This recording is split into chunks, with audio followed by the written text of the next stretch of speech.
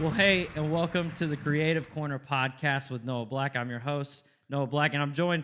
Obviously, I got the co-host. Aaron is here today. Tyler is not in this week, but that's all good. That's all good. Ready to unwind. We're unwound the work week, man. Yeah. Ready to throw down? I haven't been at work for about a month now, and I've still got another week before I go back. Amen. Surgery went well. Oh, yeah. But yeah, bro, I'm ready to unwind. I'm ready to jump in, do some gaming, do something. You wearing your Destiny 2 hat? How's Destiny 2 going? Yeah. Well, it's okay. Maybe our guest can talk about Destiny 2 a little bit. But today, I have an incredible guest with me. One of my favorite producers personally right now, and then also incredible songwriter. And then he's a part of a band called Loyals as well, one of my favorite bands to listen to. But it is Andrew Gomez. So Andrew, thank you so much for joining us on the podcast, man. Thanks for having me, man. And yeah, I will definitely talk Destiny with anyone that wants to talk Destiny. All right, cool. That's good to know. Yeah, well, we can talk about that here in a little bit. Aaron's been giving some pretty negative feedback about Destiny 2 lately. we go ahead and jump into that, I guess. Yeah, so like, I don't know about you, but like, for me lately, Destiny's just kind of been stale. Like, it's been a lot of just repetitiveness, even with the new seasons. I don't know like how much you play it, how much up to date stuff you've been playing with it, but I mean, I've been playing that game as my main game since like 2014. Right. Yeah. So yeah, I mean, I don't play me. It's a ebb and flow kind of situation. Right. Yeah. Where like the new season starts, I guess by the time this podcast drops, I guess the new season would have started. Yeah, I think so. Or about to start. Yeah. And so I'll be playing a lot the first few weeks, and then after I kind of get through all the new content, I just chill and play other things. But it's always like if there's something new to do, it's like a priority for me. Right. Yeah. I've been, me and Tyler, our other co-host, he's not here, but we've played it, just as long as you. I think me and him started around Taken King in Destiny 1, so we weren't quite at the beginning of Destiny, but yeah, I think just recently, like, there's some cool stuff that's happened. Like, I like some of the changes they're doing, but like the seasons just feel like it's the same thing with just a different skin over it right now. Like yeah, that's how it's felt for a little bit when it comes to just the in between major expansion stuff. But I mean, at the end of the day, it's like when I go play another video game and I come back to Destiny, like the weapons and the guns feel so good. Yeah. Everything else, and that's what's kept me the whole time. And then the story, I'm definitely invested into the story at this point after 7 years of playing it. So. Right. Yeah. Yeah. I think they're doing great with the story. But yeah. I've had some gripes, but nothing that's made me just like hate the game. Like I'll hop in every now and then.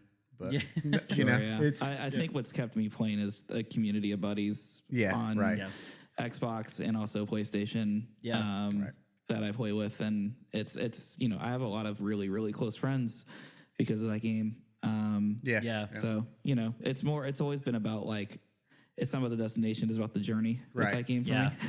Right, exactly, yeah. Yeah, and it's really cool, man. Like, I've loved that I've not been a huge video game person until more recently, and I love it. And it's 100%, like you said, it's because being able to hang out with people and meeting new people and stuff like that. Like I even think I have you, Andrew, added on Xbox Live. And so I always see anytime that I see you on, it's either Destiny 2 or I believe it's like Apex or something like that. So yeah, I've Apex is when it comes to the battle royale games, Apex is definitely my favorite. I've been I'm gonna try to play a lot more of it with the new update that just came out. They have like that arena mode that's like 3v3 that looks really cool. Right. Yeah, that looks cool. Yeah.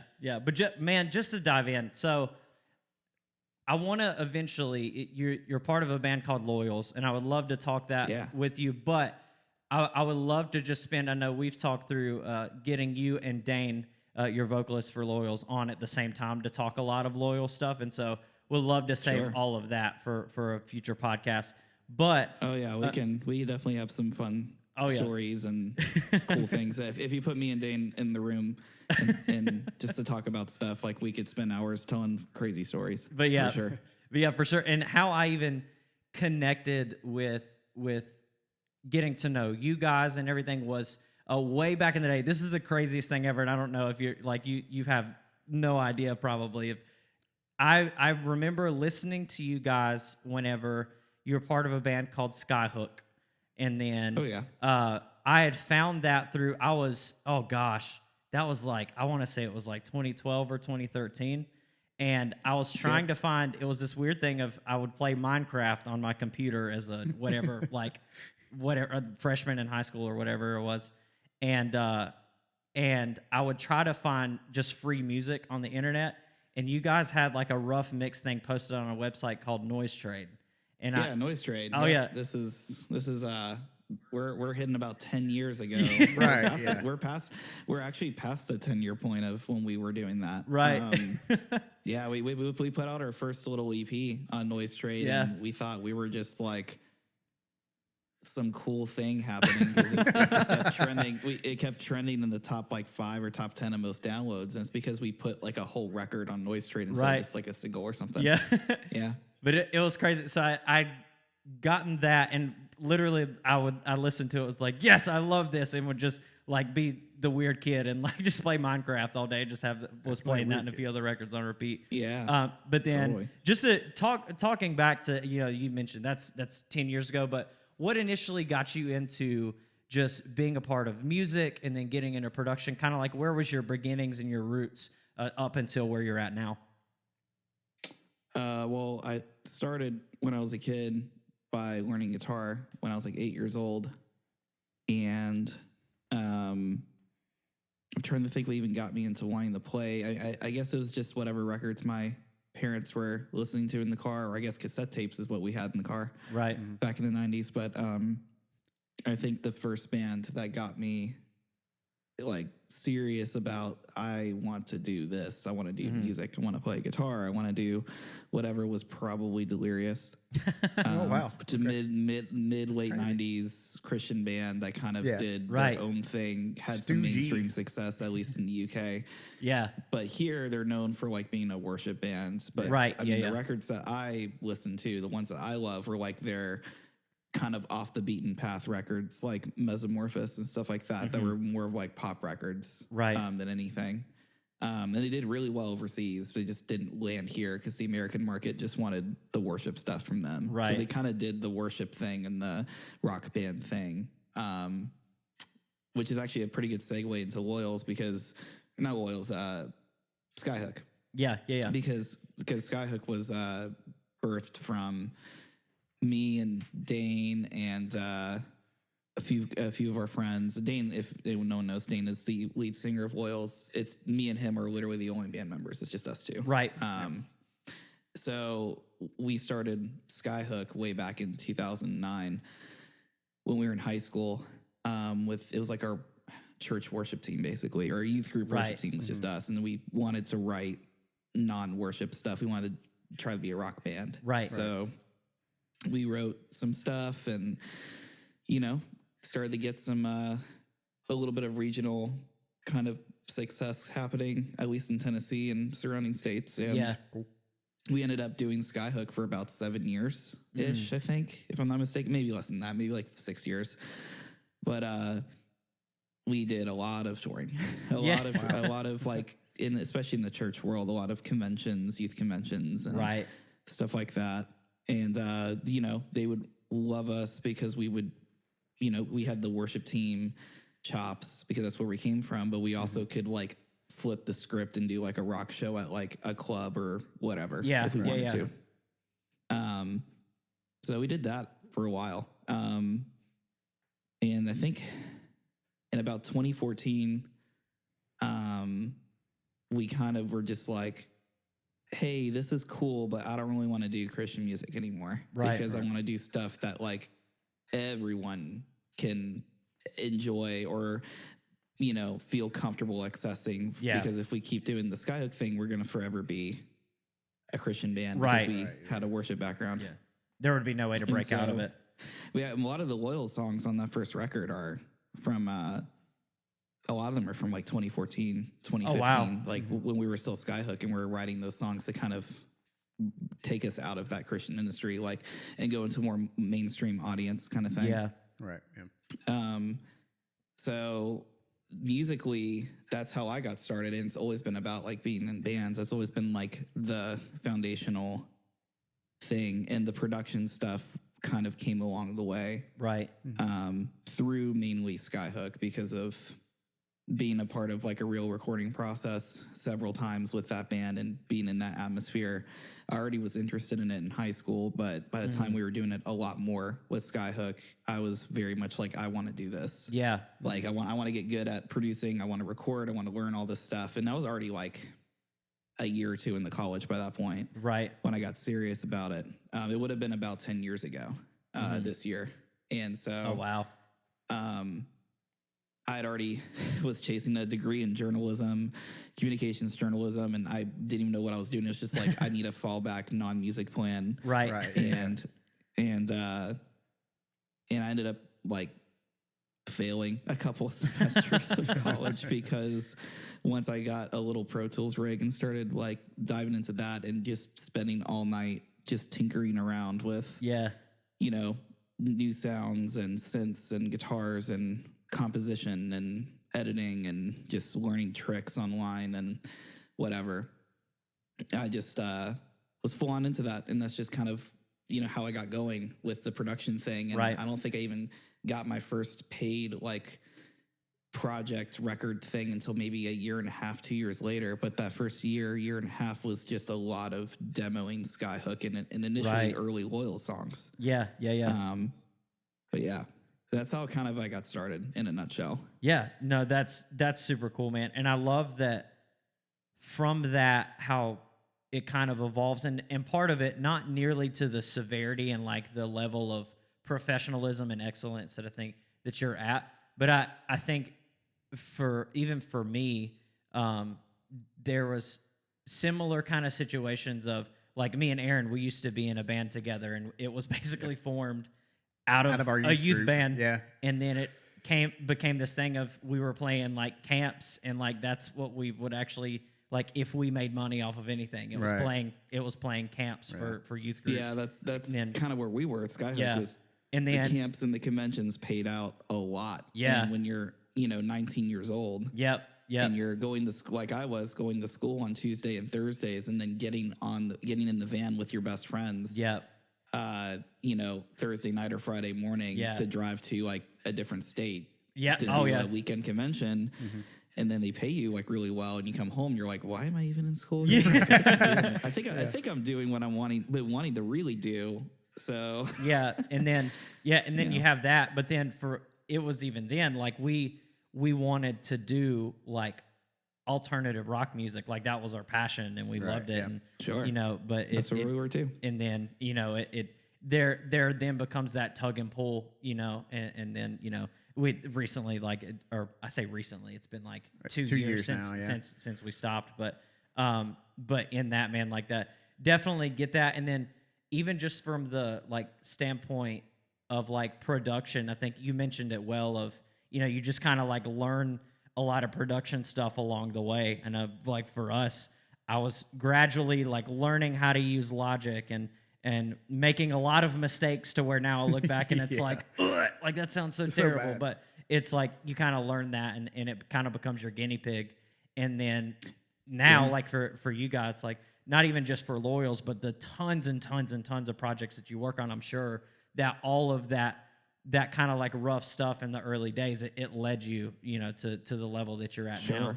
And so I love open up like an old hard drive and pulling up old Pro Tools sessions from like 2012, 2013, when I was just even if like the early Loyal stuff, or even just like stuff I was doing for other people, because I think there's something in that era when you're just excited and getting started. You don't know what the rules are, and you don't know what is right, and you're just kind of ignorantly making things. And sometimes there's a little bit of a charm to that. And along the way, when things become very serious, you lose a little bit of that manic, ignorant, like kind of crazy behavior when you're like coming up with ideas because you haven't been told stuff is your ideas suck yet.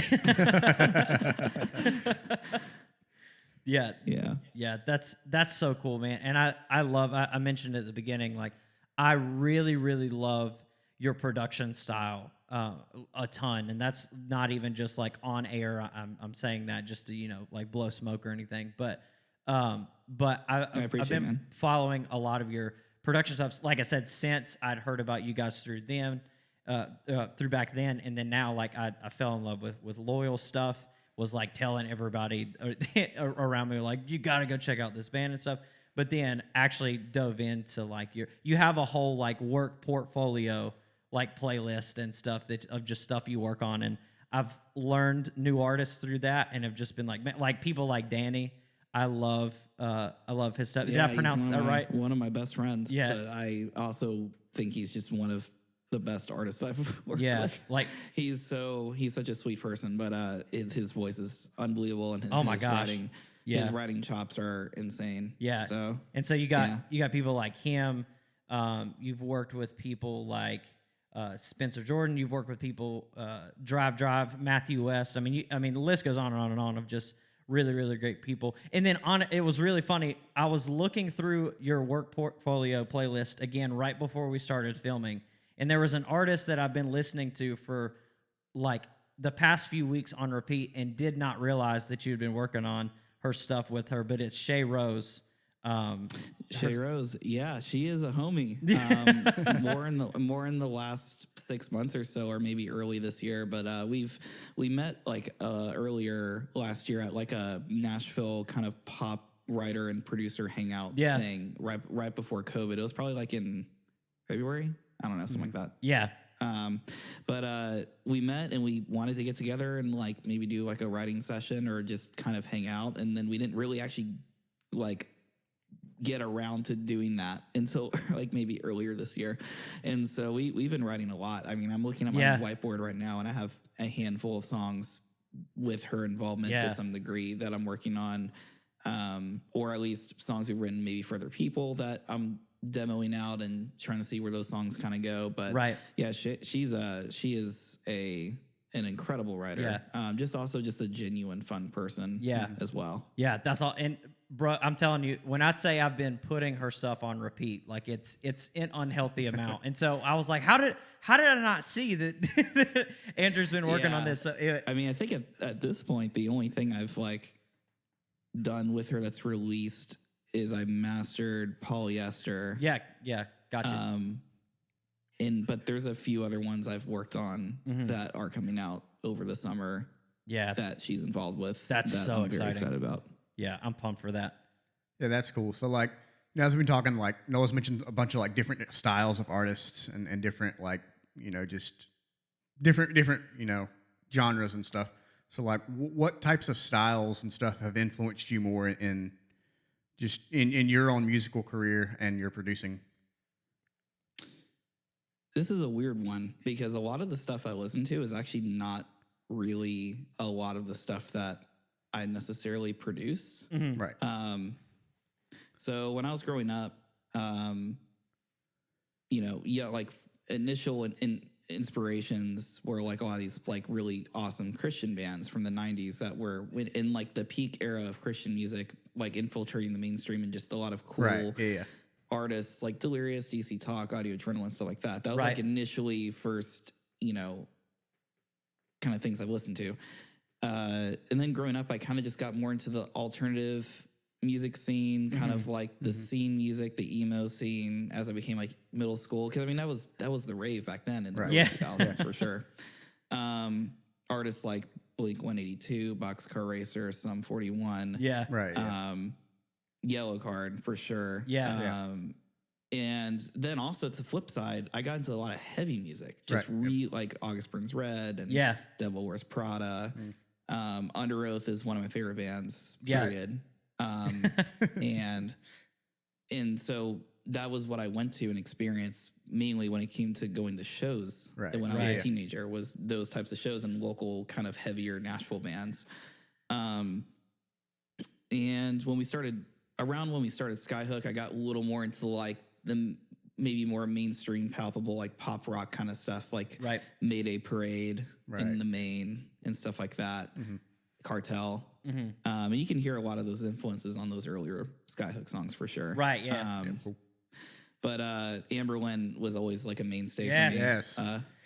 So a lot of that stuff. But then maybe around 2012, in my brain, when I think about inspirations and big moments for me musically, as far as like what's directed me in certain ways, I think a big turning point was like that 2012, 2013 kind of early 2010s, like in sort of indie music takeover. It's not even really indie. Alternative music, I think, is maybe the better thing to say. But like when Lorde put out her first record, that was huge. Oh yeah. The Pure Heroine record. Yeah. And Imagine Dragons' first record, right? Yeah. Night Visions was another one that was like, hey, this is what rock music actually sounds like now. Like, yeah, it's not what we think it is. It's evolving. At least rock music that can infiltrate like the top 40. Yeah, mainstream. Different. Another big one for me was Paper Out, Piece of Wild Things. Oh wow, yeah. Not a super known record, but I think it's one of the best records of that like early 2010s era, and also regional at best by 21 Pilots before they got signed. Yes, was another one that I was just I saw them play for literally like 20 people. Oh wow, they were like middle support on a tour with that a couple of my friends were on, and they just. It was. I mean, I've seen them a handful of times, and so cool. Still that first time for 20 people was my favorite because it was just like. They were playing like they were playing for 1 million people. Right. And it was great. Yeah. I think there was just a lot of exciting things happening in the early 2010s when it came to like just people experimenting, especially in the pop world, and making pop songs objectively, but they sounded like alternative songs. Right. And then obviously the big one, 1975. The first 1975 record is like it's bulletproof for me. That's a perfect record. Yeah. So that was a huge influence for when we were kind of transitioning into Loyals, as literally almost every other band in that time. Right. It's like, oh my gosh, I want to be doing what the 1975's doing. Yeah. Right.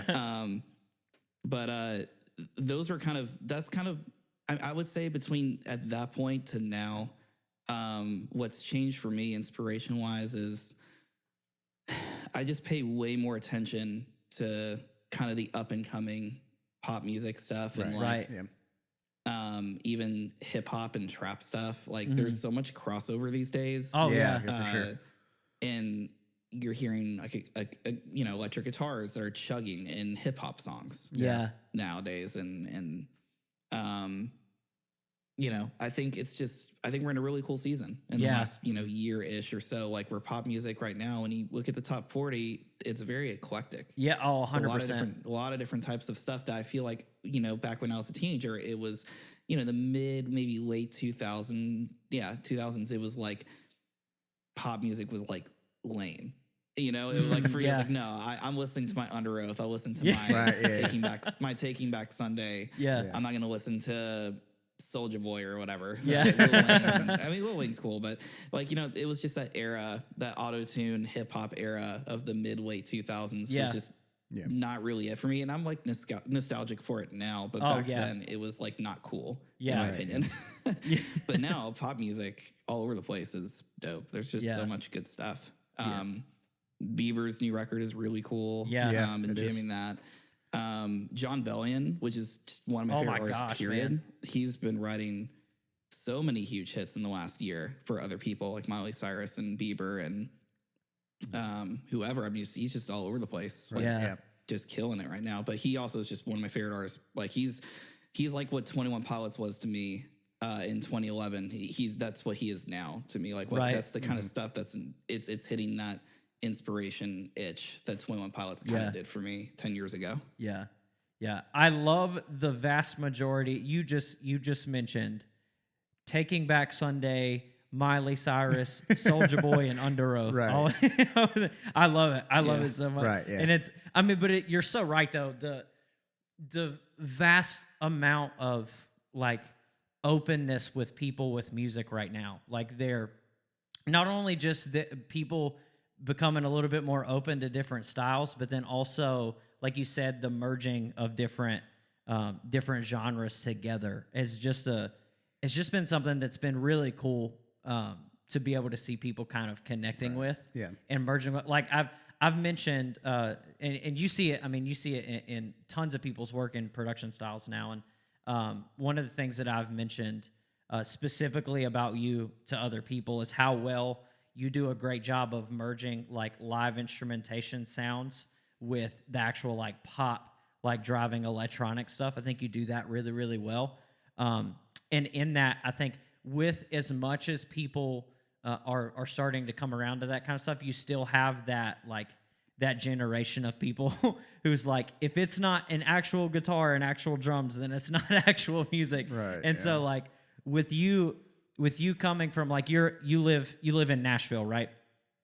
Yeah, Nashville. Yeah. So with you coming from like the music hub, how would you say like from where you're located, how was reception to like all of that? Like you're coming from from an outsider's perspective is the country capital of the world. So then like what is from other people's perspective there? How do those different genres, how cohesive is that in that work environment? Are there still people that are pretty like heavy into the, hey, if it's not live instruments, then it's not music? Like how kind of open-ended is it there in Nashville? So Nashville's interesting. From the outside perspective, it does look like it's all country music all the time. It's actually the Christian music capital too. Yeah. But living here, I know far less people that do country than do pop music at this point. At least in my demographic, my age range, the kind of people I hang out with, the kind of areas of town I hang out in. Yeah. It's not very country heavy. Now, I do have a lot of friends that make some crazy money doing country, and that's just what that's what their living is. They're session players or they produce or whatever. Yeah. And that's still a huge thing. Like the whole live tracking in the room thing is very much alive in Nashville when it comes to country. For sure. Yeah. What I've been preaching the last like 10 years since I started this was, I don't like my go-to like phrase for this stuff is like, I don't really care how we get to the end result as long as it sounds good. If it's stock Logic drums, but it sounds dope, then cool. Then do it. Yeah. Right. Like who cares? Like I haven't tracked through, I tracked through a real amp last month in Chicago for a band I was up there working with for the first time in like several years. Right. Like all the Loyals guitars on that record and everything I've done up until maybe last year has been through like a plugin in Pro Tools. Right. So I've just played the guitar direct into an amp simulator. Right. Yeah. Yeah. Now granted, I've used that amp simulator for 10 years, so I've tweaked it to death to where it sounds amazing. Right. Out of the box, it didn't sound nearly as cool. Yeah. So, that is kind of, I mean, I don't know. I just like the idea. Yesterday I was with a friend of mine. We're working on a new song, and we wanted to try an acoustic part. Right. And instead of taking out my acoustic guitar and the microphone and tracking like I normally do, I just kind of went through my plugins and I found like this acoustic thing that Native Instruments makes, and it's just like, it sounded so good. Like it had some like pre-sampled strumming and stuff, and I kind of just took that and messed with it and made something kind of new with it. And it was, and it doesn't even sound like an acoustic guitar anymore, but it has like some weird textures in it that is kind of what would come from an acoustic, but it doesn't at the end of the day really sound like an acoustic guitar. Yeah. And that's just kind of been my thing is like, I know there's the purists out there and stuff, but like, I don't know. And the technology is so good these days. You can, you can make a hit record on, I mean, at this point, even like a MacBook Air with how good the chips in the MacBook Airs are now in the last 6 months. Yeah. You can make a whole record on like a MacBook Air and a microphone to track your voice and do everything software-wise and it could win a Grammy. That's just where we're at these days. Yeah, I think like all of our drums for all of our stuff was... It was all MIDI drums. Yeah, like we never... I don't think... I mean, all we recorded live drums that first once. record, people love that, the drum tones. Like all of it is completely virtual. Yeah, especially... None of it was real. Especially if you're... all superior drummer and a bunch of samples. Yeah, and especially if you're a up and coming artist or a band, and you like, obviously you want to make sure if you have the ability to like invest money into the craft and get with people who really know what they're doing. But then also if you're not on the budget and you just want to record demos to send to some people to like try and get a good foot in the door, like use whatever you can, man. Like don't like wait around to like find the right because you can have a great creative idea, and if you don't do something with it, then you know you're going to miss an opportunity there. And so just taking that step, man. And if it's MIDI drums and you can make it sound good, do it, send it, like go for it. But it's, you know, waiting around, you know, trying to wait for, hey, I need to get a live session, you know, with the whole band together in one spot. Those can get expensive. Wildly expensive. My thing with live drums has always been let's program and let's do everything. Let's record vocals, guitars, bass, everything. And then at the end, if we feel like we need that live sound from a real kit, then we can go track it. And the drummer at that point has heard the song a million times because he programmed all the stuff he would do with me. Yeah. And then when he goes into the studio to actually play it on a live kit, he's playing with basically a full-on band at that point. Because a lot of times usually drums are first, and you have like a band do a quick pre-production demo, or maybe they play in another room live into the drummer's ear with a click track. But I've kind of always done the opposite and thought that was a cool way of doing it, because you're able to utilize the strengths of the digital stuff, because there might be some parts that you like the way the programming came out, but you want that real feel on like maybe just the choruses or something. Right. But yeah, so it's, you know, it still comes down to what I said earlier. It's like, as long as it sounds good in the end, like who cares how it got there or what the process was, or if you used a real amp or not, or if you used this boutique pedal or just a Echo Boy delay or something on Pro Tools, or, you know, if you use this record at this $1 million studio or this $500 studio for your drums, I mean, or you just use plugins, like the end result is always what matters. And so like 100%. And you know, all the purists and all the people that have been doing it for forever have all gotten scared. All the studios are going to shut down. It's like, no, we're just trying to prove who's actually really good at engineering and producing. Yeah. Because now it's like, it's accessible to everybody. Anyone can learn how to record something at this point. It's just now like, who is doing those extra 5-10% things that make you a step above everybody else. Yeah. Right. Yeah. Kind of thing. Yeah. That's so good. Yeah. And you know, like right there, you mentioned like anybody can do it. So like if somebody's listening to this right now and like they have no clue where to start, like they're wanting to record something, but they've never done it before. What would you recommend them to, like, where would they go to start?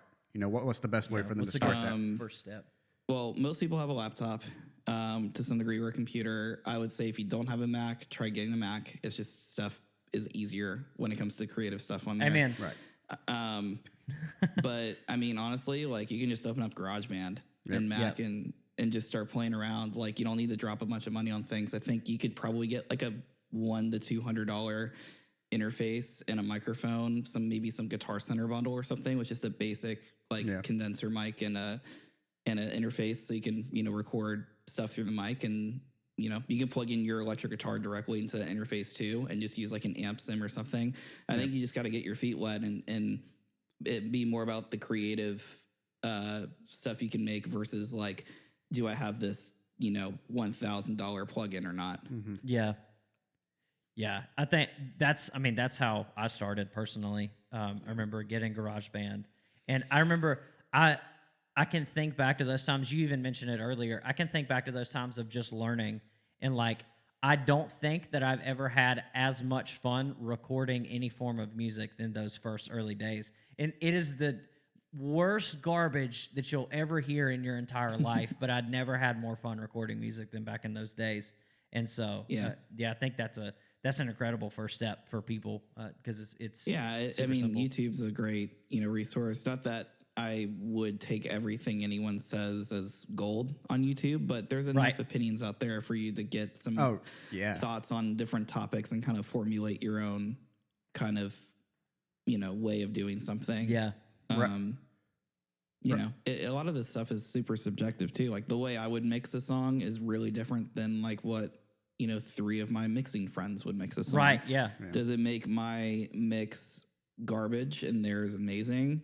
It just depends on who's listening, what their tastes are. Yeah, I have like my own impressions and tastes, and they have their own impressions and taste, and we're ultimately the artist at the end of the day is the one that's going to pick like what embodies their vision the most, or maybe even the producer with the artist kind of look at who is the best, person to finish out the song. Yeah. So, but that it's all subjective. That's what's cool about it. There's room for a lot of people to hop in and do something super artful and creative. And I don't think I'm never worried about a million people learning how to produce, especially living in Nashville. It used to be the joke was everyone played guitar in Nashville when I moved here in 04. But now the joke is that everyone has a studio. Yeah. If we could get some guitar players around here. Yeah, we're in Podunk, North Carolina, and we can't find guitar players anywhere. I'm like one of two. Yeah, that's really good, man. But yeah, just to talk through, I know at some point here in the near future, I would love to get you and Dane on the podcast to talk about specifically Loyals centered stuff. But just to acknowledge just very briefly, like Loyals is would you consider that like both of you guys' main project that you work on musically, like as a collective? Yes. Yeah. It is when I'm doing something that's not for somebody else at this point, it's mostly maybe probably a Loyals thing. Yeah. Now it's been an interesting year-ish because, we had initial plans to go record a full length again at the end of 2019, where I was going to be producing the entire thing. Because the last thing we had put out was I'm Sorry, which is I produced that whole song. Right. And then our friend Matt Arcani, which co-produced and then mixed most of the Loyals full length. Mm-hmm. He mixed I'm Sorry, and so it was gonna be like, okay, it's like our little crew that we're comfortable with. So instead of Matt kind of being in the room and us being at his place, producing, like I'll produce it with Dane and then just kind of send him stuff, and then he can kind of chime in, and then when we're done, we send him to the mix. And that plan didn't go all the way. Yeah. It didn't go down as we expected because we kind of found some new opportunities to work with a couple of different people, like different writers, and also like get an actual producer on the project, the new Loyal stuff. Right. And so we've been chipping away with a new producer, and it's the first time we've done anything with anyone that's not us and Matt Arcani. Yeah.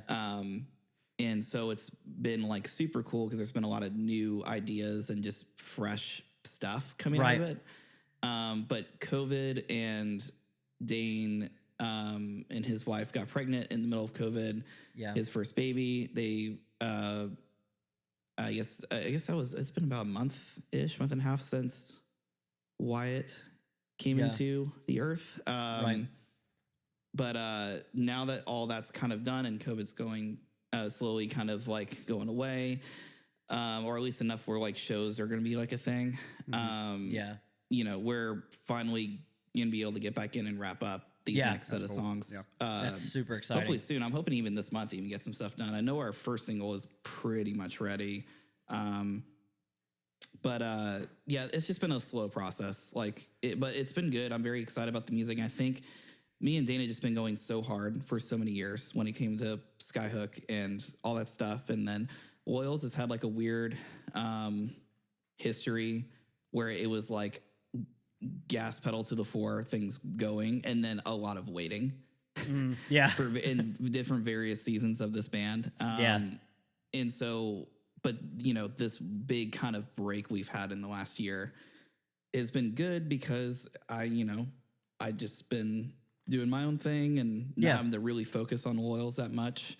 But now that we're like back in finishing up stuff, it feels just it's not that I was burned out on it. It's just like I'm just like way more excited than I normally. Oh, for sure. Even though I was already excited, like now it's like it's become a treat now. Yeah. So. Oh, for sure. Yeah, and and the Loyal stuff, man. I've thoroughly enjoyed. Like me and my wife both listen to your first full length. I mean, all the time. Like it's one of one of our favorite albums for her and I to listen to. And we've shared. I have a really funny story with specifically with Dane with that of we've shared a lot of, her and I have been able to share a lot of really great memories and stuff with your guys' album. And then we were even I was going to shoot him an email of like, hey, we'll love for we got married back in March, and we were gonna say we're gonna message Dane and be like, hey, we'll love for you to come and sing at our wedding and all this stuff, and was going to like send him that email. How much would it cost? How much would it blah blah blah blah? And then he'd like posted on his social medias that he was gonna have a baby, and it was due around the time that we were getting married, mid-March. Yeah, and so I was like, dang it! So it's like let's so not close. do that. But well, dude, I mean, I appreciate it. Like, I mean, it's so weird because I forget that people know who Loyals is sometimes. Because right. I feel like because we haven't been on the road since the end of, or since I guess mid 2019. It's when you're kind of out of the bubble for a minute and you're not even focusing on it, you forget that like people know these songs. Yeah. Like Skyline has a lot of streams. Yeah. Oh yeah. Like relatively compared to our other stuff, and people, you know, I bump into people all the time that know who Loyals is, and I don't even know that they know who I am. You know what I mean? And it's just it's a cool thing. I'm right. glad that those songs have like from that first record have just stood the test of time, because right. I mean this will probably be a better story for like whenever me and Dane are on the podcast. Yeah, but yeah. I mean that record was basically done in 2016. Wow. And we did not release it till 2018 due to some incredible drama. That would be a very spicy like episode. Yes. Due to a member we had kicked out and some legal stuff, and it's crazy. Wow. So I mean, imagine sitting with that thing that you loved, and it's like, oh my gosh, it's our first full length record ever, and it's on our favorite label that we listened to growing up, and like, and then we couldn't put it out for like a year and a half. Yeah, that's done. So wild, man. And so by the time it came out, like, you know, we're already like looking forward ahead to new stuff that sounds different. It's just we're evolving. And, but everyone's just now hearing, you know, the thing that we've been hearing for a year and a half. Yeah. And even some of the songs at that point, even 3 to 4 years old. Right. When we wrote them. And it's funny how that record, like just good records, just they stand the test of time. And, you know, I don't think that record that we made sounded dated the day we made it, or even the day it came out.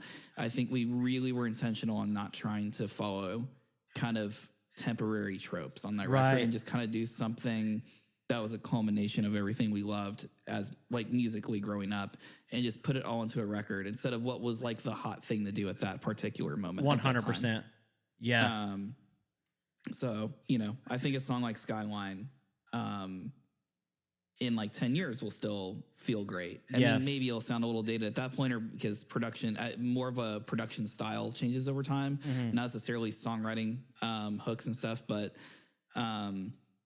you know, I'm really, really proud of that record. Yeah. I'm so pumped about all the new stuff, but like I'm forever going to there's always gonna be a special place in my heart for that record, because of one, what we went through to even get it out, but two, like the process of making that record was just one of the best, you know, few months of my life. Yeah. So 100%, man. And it's really cool to like being able to sit and like chat with you specifically about that kind of stuff, because I mean, genuinely, whenever I say like my wife and I like listen to you guys' music all the time. Like Skyline was like the song that was playing. Like it's this really funny thing. I'll mention it again, like a little more in detail whenever we have both of you on, but I remember where I'd proposed to her at. It's on top of this parking deck looking over the skyline of Charlotte.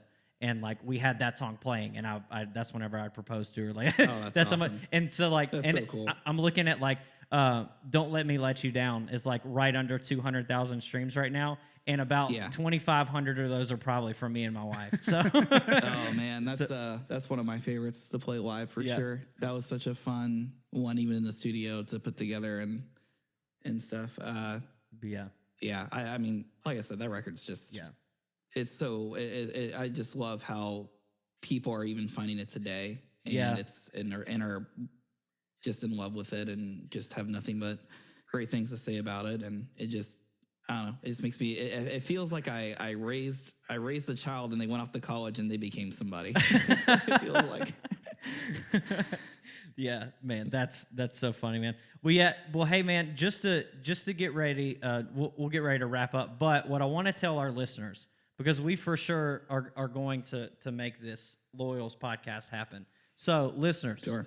Go and listen to all of Loyal's stuff and do your homework, so that way when we come back, you can actually correlate. That's not the right word. Relate. Just take the core out. Yeah. That was weird. English is a hard language to master sometimes. Do your homework so that you know what we're referencing. Exactly. Right? Talk about songs on the Exactly. Andrew's coming in clutch with helping me out. But in that, just for the listeners, I know there's a ton of listeners who are listening because you're on. They want to hear what's updated in your personal life and in your production, as well as with Loyal stuff. But just for the listeners who aren't connected with you, how can they stay connected with you through socials, through anything like that? Kind of let them know how they can keep up with you. A lot of my music stuff, I mainly do that on Instagram. So you can just look me up. It's AndrewJ_Gomez, or you can go to my website, AndrewJGomez.com. And that's Gomez with a Z, which I guess you could just look at the title of this episode of the podcast.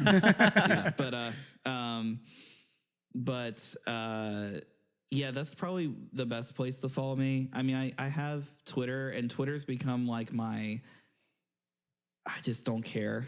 I'll tweet just the most terrible things. Like it is like the epitome of like I'm throwing out stuff for horrible humor just to get a reaction out of people, or I'm just retweeting absurd things. But same handle if you are into like, I guess, Dogecoin memes and stuff like that. I don't know. That's what I'm doing lately. I'm really into like that whole.